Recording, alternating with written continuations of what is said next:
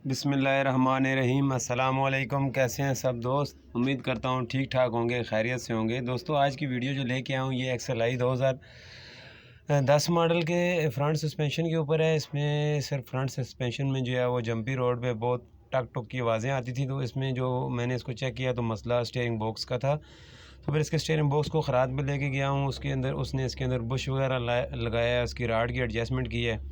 अभी इसको मैं इस गाड़ी के साथ वापस फिट करने लगा हूँ।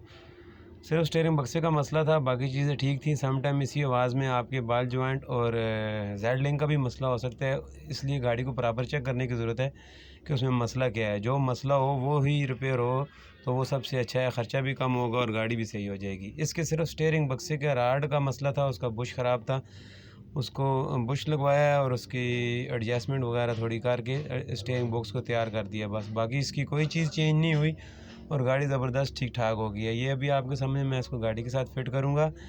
न्यू मॉडल जितनी भी गाड़ियाँ हैं, अब तो सुजुकी की भी ज़्यादातर इसी तरह है कि उनका सस्पेंशन या स्टीयरिंग खोलने के लिए बेहतर है कि आप उसकी इस तरह पूरी क्रस मेंबर विद जो है वो सस्पेंशन निकाल लें और फिर उसमें जो चीज़ ख़राब है उसको रिपेयर करके एज़ इट इज़ इसको इस तरह फिट कर दें जिस तरह हम लोग वीडियो में ये देखें इसको फिट कर रहे हैं।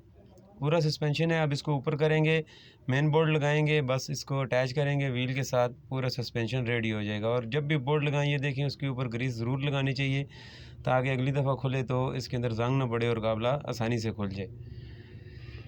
अगर मेरी वीडियो पसंद आए तो लाइक ज़रूर कीजिएगा और कमेंट में बताइएगा ज़रूर वीडियो आपको कैसी लगी।